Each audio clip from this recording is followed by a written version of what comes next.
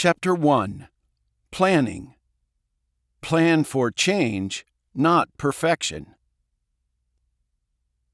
U.S. General and President Dwight Eisenhower said, "In preparing for battle, I have always found that plans are useless, but planning is indispensable." If better student outcomes is our shared mantra as educators, then we need to stick vigilantly to that purpose as our guiding principle and direction, not the plans we make to get us there. We don't want to be sidelined by our strategies, action steps, and rubrics, which can often take on lives of their own. We need to approach planning as a way of thinking, not a set product or plan that has value in and of itself. We need our planning to inspire, lead, and unify our organizations, teams, and teachers. Otherwise, we can achieve the plan, but not the purpose we set out to achieve. The problem. Imagine you are the district leader who, under pressure to implement a one-to-one technology initiative, ordered brand new tablets for 10,000 students. You carefully determined your needs and managed to come just under the budget for the initiative. However, there was a problem. You hadn't factored in the cost of software to run on the devices. You assumed they would just work. Once you realized you needed funds to purchase additional software, what did you do? Did you move ahead with the one-to-one initiative and hope that free software would suffice? Or did you reduce the number of devices you ordered so you could allocate funds for the software?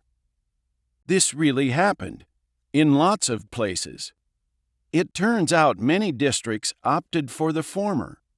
They deployed the devices across their schools so they could check the box and execute the plan, no matter how limited the utility of the devices. While we try to make the best plans possible as quickly as possible, the question is, how can any organization execute a plan with constantly changing variables? When plans are more important than our purpose. All of us have been expected to put together a strategic plan, whether it's for 1 semester or 5 years. We labor over these plans, sometimes over the course of 12 to 24 months, dreaming up the path ahead and detailing the resources we'll need. We aim to be future-focused, but out of necessity, our assumptions are based on the current realities of our schools and districts. Then we present our plan for approval. Unfortunately, once we're set to go, we find the situation has changed before we've gotten started.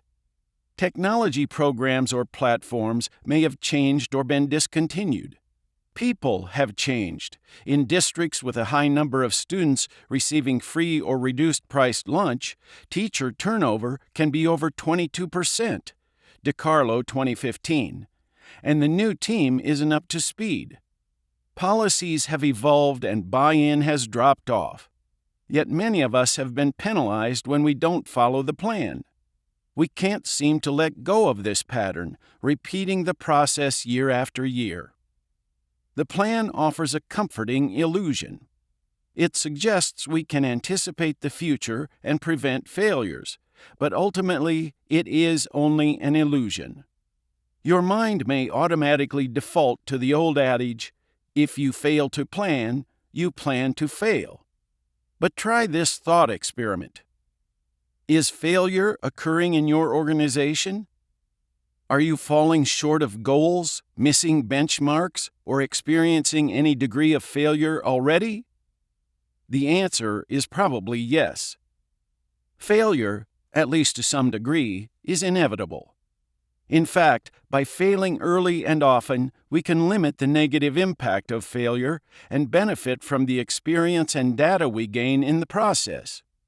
Failure helps us surface organizational deficiencies and uncover our own blind spots. And of course, it gives us a good dose of humility.